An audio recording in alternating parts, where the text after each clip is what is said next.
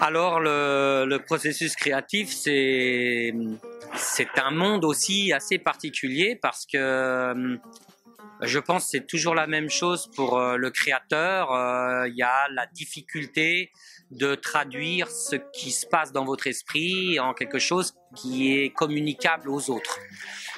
Pour moi, le monde de l'horlogerie, ça a été un monde dans lequel j'ai voulu m'exprimer comme un langage, comme quelqu'un qui écrirait des romans ou qui ferait des peintures ou qui sculpterait la matière.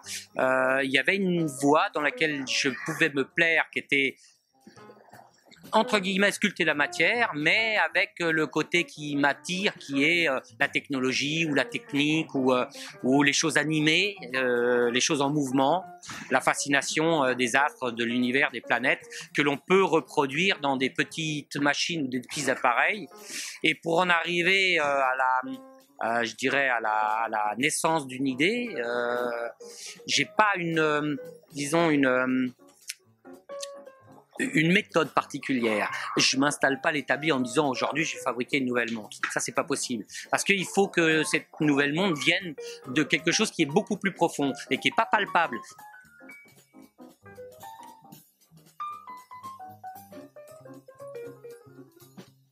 Alors, ce qui inspire, ce qui inspire, c'est de vivre déjà. De vivre, ça inspire.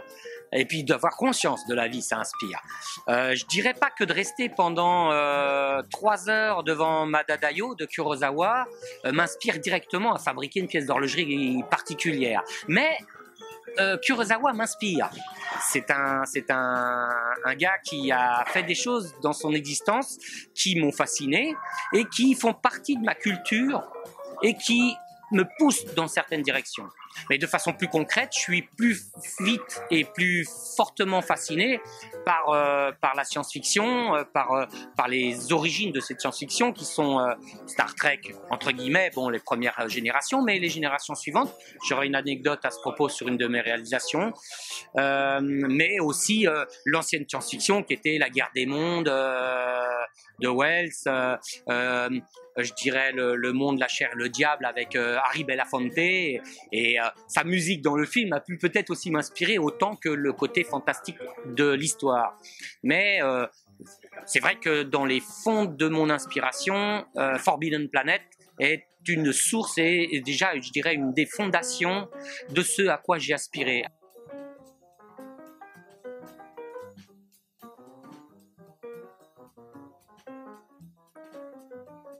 Elle sert énormément à l'heure actuelle dans l'horlogerie à développer des idées, à développer des projets, des pièces, des complications, des styles, des designs. Mais je suis assez critique sur les résultats parce qu'il y a beaucoup de choses qui sont que des pâles interprétation de ce qui a été en fait finalement un certain âge d'or, un dynamisme intellectuel, d'idées, de création sur lequel on essaie de rebondir mais qui n'est pas réellement le nôtre. Qu'on s'appuie sur l'héritage, c'est indispensable. On est obligé de se comprendre qu'on est humain par le fait que nos parents nous l'ont expliqué et nous ont mis au monde par l'expérience eux-mêmes qu'ils avaient acquis de leurs grands-parents, de leurs parents, grands-parents, ainsi de suite. C'est nos ancêtres qui font ce qu'on est.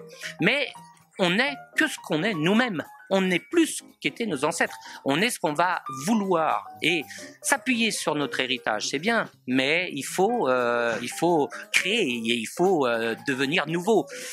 Avec des marques, avec des traces de ce sur quoi on s'est basé, mais que ça soit nouveau, que ça ne soit pas simplement une pâle traduction d'une œuvre qui pouvait être fantastique et que dans la langue d'origine, vous la lisez, elle vous fascine, vous la relisez traduite et là vous vous dites mais qu'est-ce qu'il a fait le traducteur, il a rien compris quoi.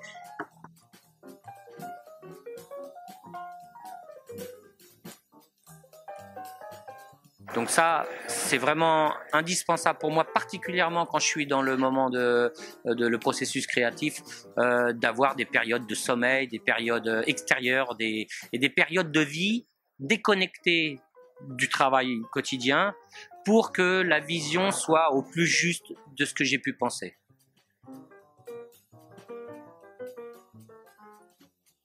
Alors ça, c'est la question. début 2016, comment on voit l'avenir. Moi, mon avenir, je le vois très bien tant que je suis en bonne santé.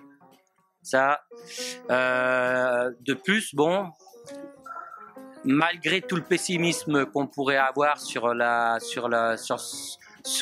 pression de l'humanité sur la planète, je reste optimiste quant à la possibilité humaine de rebondir et de trouver des solutions. Alors en plus, c'est la nature, on fait partie de la nature. Je pense que la nature elle-même, elle saura toujours s'adapter. On est quand même bien éphémère. Mais pour ce qui est de l'horlogerie, il y a plusieurs mondes dans l'horlogerie. Ces derniers temps, on a énormément polémiqué, écrit, discuté sur les montres connectées. Moi, j'ai à peine effleuré les informations qui venaient de cet univers. Parce que cet univers, il ne me regarde pas du tout. Il ne m'intéresse pas et il ne fait pas partie de mon monde d'horloger. Mon monde d'horloger, ça reste quand même la mécanique. Ça reste en fait quelque chose qui est un peu obsolète parce qu'on fabrique des montres pour donner l'heure, mais rien donne aussi bien l'heure et aussi précisément l'heure que son téléphone mobile ou ses appareils connectés sur la planète entière qui vous diront en permanence l'heure que vous devez vivre, l'heure exacte que vous vivez. Donc les montres connectées, c'est vrai que pour moi c'est quelque chose qui peut être un peu nouveau, bien qu'il y a quelques années en arrière, il y avait déjà, mais ça n'avait pas un essor et un poids si grand, mais bon, pourquoi pas, mais ça reste moi qu'un gadget électronique de plus dans le monde des gadgets électroniques, des télés à écran plat, des tablettes, des smartphones, tout ce que vous voulez à ce niveau-là. Moi, j'aime bien travailler sur mes montres mécaniques parce que je suis pas connecté au reste du monde que au moment où je transmets ce travail.